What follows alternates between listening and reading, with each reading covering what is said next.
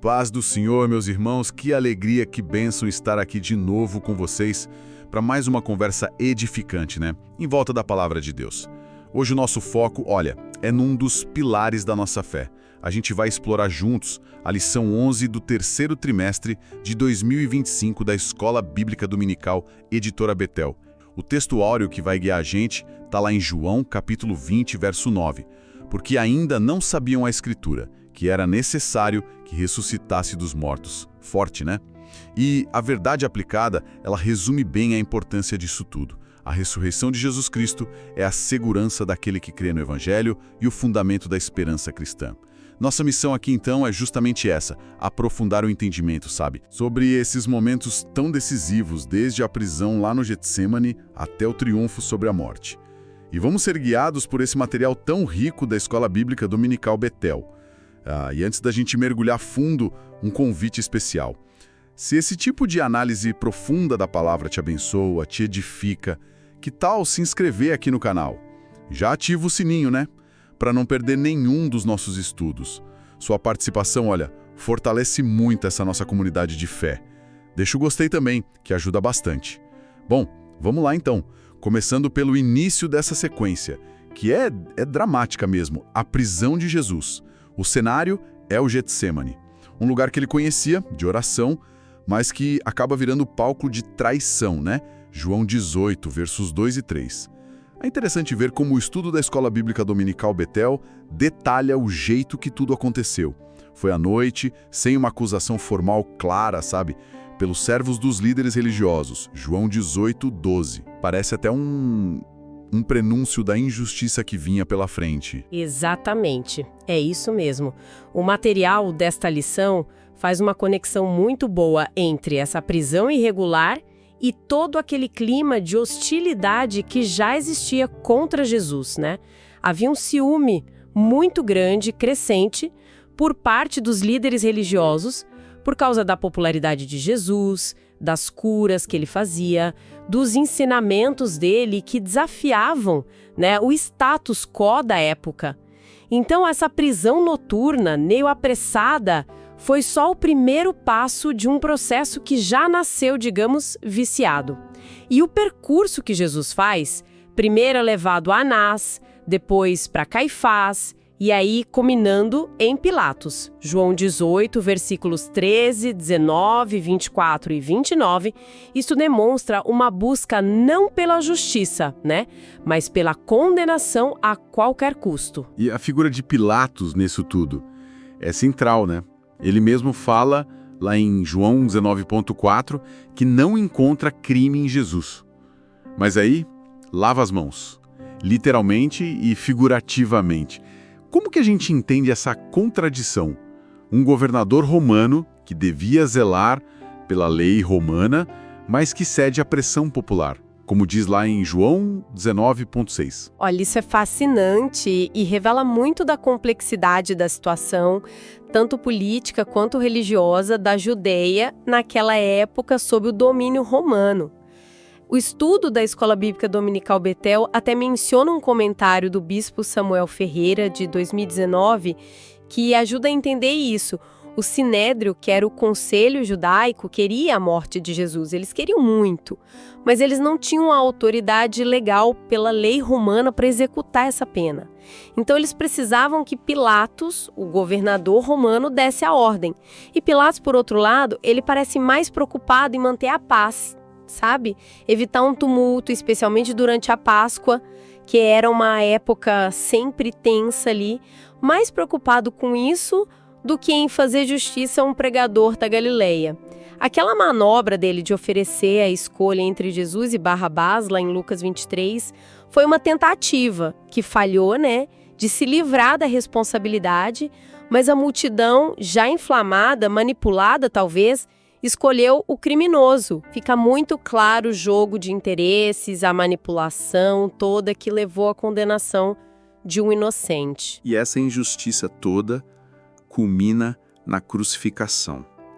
Um método brutal, horrível, reservado aos piores criminosos e que se torna, é um paradoxo mesmo, o símbolo máximo do amor e do sacrifício cristão. ver aquele que curou, que ressuscitou mortos, Lázaro, por exemplo, em João 11, sendo pregado numa cruz, João 19:18, é muito impactante. E o estudo da Escola Bíblica Dominical Betel frisa bem o porquê disso, né? Ele levou sobre si os nossos pecados, 1 Pedro 2:24, Isaías 53:5. Sim, esse é o ponto central. O coração da mensagem é esse. Aquele que não conheceu o pecado, ele se fez pecado por nós. 2 Coríntios 5:21.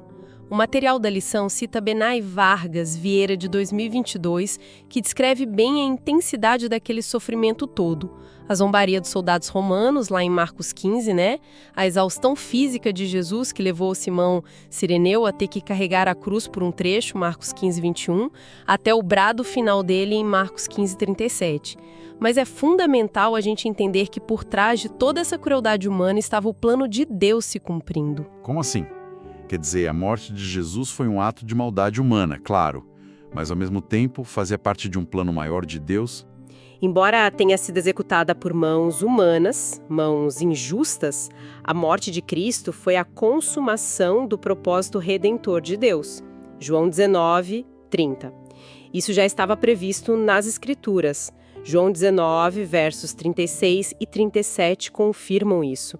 Jesus não foi só uma vítima passiva das circunstâncias, sabe? Ele se entregou. Voluntariamente. João 10:18 deixa isso claro. Ele tomou o lugar que era nosso. Isaías 53, versos 4 e 5. É a maior expressão do amor do Pai. João 3:16.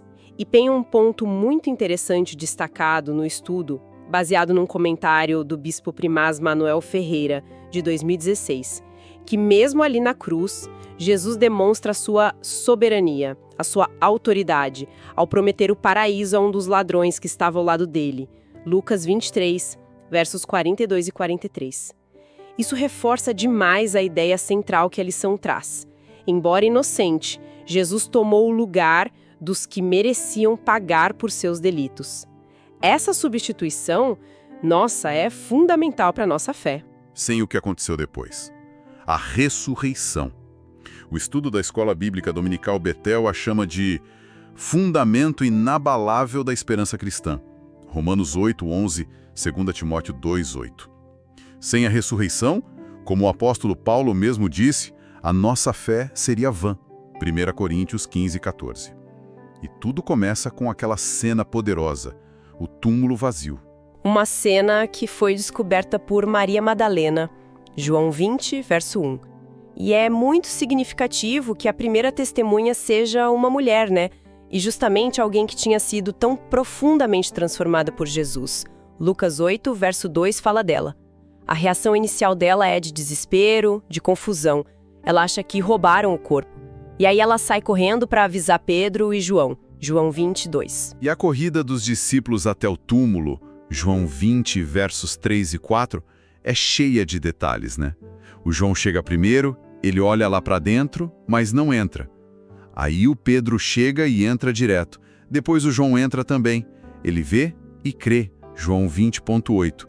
O que tinha ali de tão convincente para que o João cresce naquele exato momento? Estudo da Escola Bíblica Dominical Betel traz uma observação muito interessante sobre isso, de Ralph Earth e Joseph Mayfield, de 2019. Não era só o túmulo estar vazio, mas como ele estava vazio. Os lençóis que tinham envolvido o corpo de Jesus estavam lá, no lugar certo, mas vazios. Como se o corpo tivesse de alguma forma passado através deles. E o lenço que tinha coberto a cabeça de Jesus, esse estava dobrado, cuidadosamente colocado num lugar à parte. João 20, versos 6 e 7. Isso não parecia de jeito nenhum um roubo apressado ou uma simples remoção do corpo. Pelo contrário, indicava uma saída calma, ordenada, sobrenatural. Para João, naquele instante, a forma como os panos estavam ali foi a evidência que o levou a crer na ressurreição, mesmo antes de ver Jesus ressuscitado. Uau! Então, esses detalhes que parecem pequenos foram cruciais para as primeiras testemunhas. Impressionante. Sem dúvida alguma, eles funcionam como pistas, sabe? Que apontam para algo totalmente extraordinário. A ressurreição não é só uma afirmação de fé, é um evento histórico que teve evidências que convenceram aqueles que estavam lá.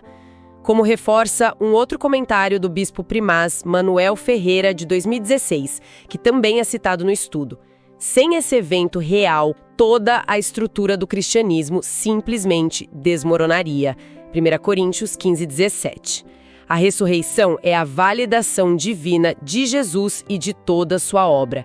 É a prova definitiva do amor de Deus, um amor que venceu a própria morte. Glória a Deus por isso. E as provas não pararam ali nos lençóis dobrados, né? Jesus ressuscitado fez questão de aparecer. O estudo detalha várias dessas aparições, começando por Maria Madalena mesmo, ali perto do túmulo. João 20, versos 11 a 16. É muito tocante a forma como ela só o reconhece quando ele a chama pelo nome dela. Sim, é lindo isso. O comentário de Meyer Perlman, de 1968, que a lição cita, sugere que a dor dela, as lágrimas, impediram de reconhecê-lo fisicamente de imediato. É compreensível, né? Mas a familiaridade da voz, o chamado pessoal dele, isso rompeu a barreira da tristeza, e aí ela se torna a apóstola dos apóstolos, como alguns dizem. A primeira a levar a grande notícia. João 20, versos 17 e 18. E depois, ele aparece aos discípulos, reunidos, trancados por medo. João 20, 19. Aquela saudação dele, paz seja convosco, deve ter sido como um bálsamo para aqueles homens, né? Assustados, talvez se sentindo culpados por terem fugido. Com certeza. Um alívio imenso. E ele faz questão de mostrar as mãos e o lado feridos, João 20, 20. Não para acusar de forma alguma, mas para provar a identidade dele, para mostrar a realidade física da ressurreição. A Bíblia de Estudo de Genebra, que é mencionada no material da Escola Bíblica Dominical Betel, nota essa natureza do corpo glorificado de Jesus, capaz de atravessar barreiras físicas como portas trancadas, mas ainda assim reconhecível e ainda portando as marcas do sacrifício. A paz que ele oferece ali é a paz da reconciliação, a paz da vitória sobre o medo, sobre a morte. E a gente não pode esquecer de Tomé, né? 8 dias depois, Jesus aparece de novo, e dessa vez especificamente para ele que tinha duvidado. João 20, versos 26 e 27. A história de Tomé é preciosa demais. Jesus não o repreende pela dúvida. Pelo contrário, ele o convida a tocar, a ver, a crer. E a resposta de Tomé é uma das declarações de fé mais profundas de toda a Bíblia. Senhor meu e Deus meu. João 20, 28. Que confissão! A Bíblia de Estudo Wiersbe, também citada na lição, comenta que a incredulidade nos rouba a bênção da experiência imediata com Deus, mas a graça de Jesus é tão grande que busca restaurar a fé. A dúvida de Tomé, olha que interessante, paradoxalmente, acabou gerando uma evidência ainda mais forte para nós que viemos depois. E o estudo da Escola Bíblica Dominical Betel faz questão de lembrar que essas foram só algumas das muitas aparições de Jesus ressuscitado que foram registradas, né? Tem em Mateus 28, Marcos 16, Lucas 24, João 21, Atos 1, 1 Coríntios 15. A ressurreição foi um evento público e muito bem comprovado. Diante de tudo isso, então, qual é a mensagem central que ecoa através dos séculos, a partir dessa vitória incrível de Cristo sobre a prisão, a morte e o túmulo? Olha, a mensagem central, desde o dia de Pentecostes, é a própria ressurreição. Pedro prega isso com ousadia, com coragem. Atos 2, Atos 3, Atos 4. O livro de Atos chega a afirmar que a principal função dos apóstolos eram serem testemunhas da sua ressurreição. Atos 4:33, veja a importância. Não é só um fato histórico para a gente lembrar, sabe? É o evento que fundamenta a nossa salvação, a nossa justificação diante de Deus. Romanos 4, versos 23 a 25. É por causa da ressurreição dele que nós temos a garantia de uma nova vida, de uma esperança viva. 1 Pedro 1:3. Então, todo aquele sofrimento, a prisão, o julgamento injusto, a cruz, tudo isso culminando nesse triunfo que nos oferece vida eterna. É isso. A vida eterna para todos que nele creem.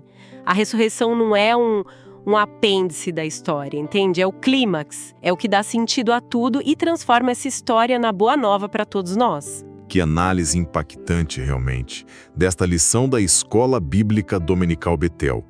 Perceber essa conexão entre a injustiça humana e o plano soberano de Deus. Os detalhes que convenceram as primeiras testemunhas, o poder transformador da ressurreição. Nossa, isso realmente fortalece a nossa fé. E fica talvez um pensamento final para a gente refletir um pouco mais. Nós vimos como a tristeza de Maria Madalena e a incredulidade de Tomé quase os impediram de reconhecer o Cristo ressurreto que estavam ali, bem diante deles.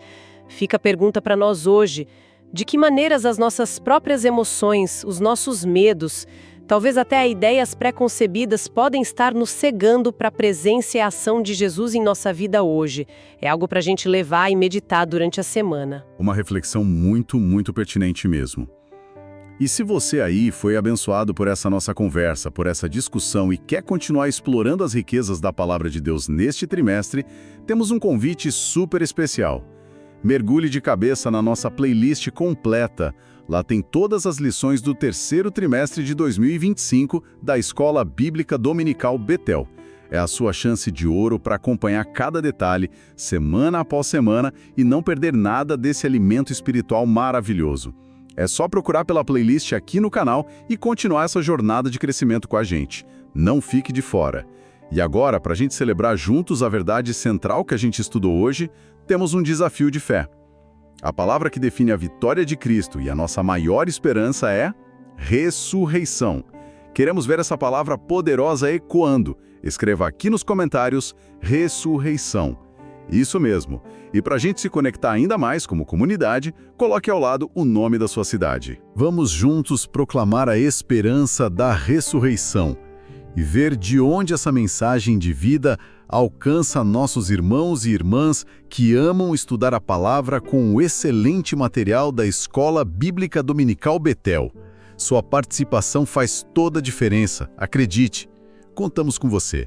E não se esqueça, hein? Se este estudo te edificou, seja um canal de bênção, compartilhe essa mensagem. Inscreva-se aqui para receber mais conteúdos assim da Escola Bíblica Dominical Betel e outros estudos. Deixe o seu gostei para nos apoiar, para nos incentivar. Envie para os amigos, para a família, para o grupo da igreja. Comente Ressurreição e a sua cidade. E, claro, ative as notificações, o sininho, para ser avisado sempre que um novo conteúdo for liberado. Sua interação é fundamental, é o que nos impulsiona a continuar este trabalho. Fiquem todos na paz do Senhor.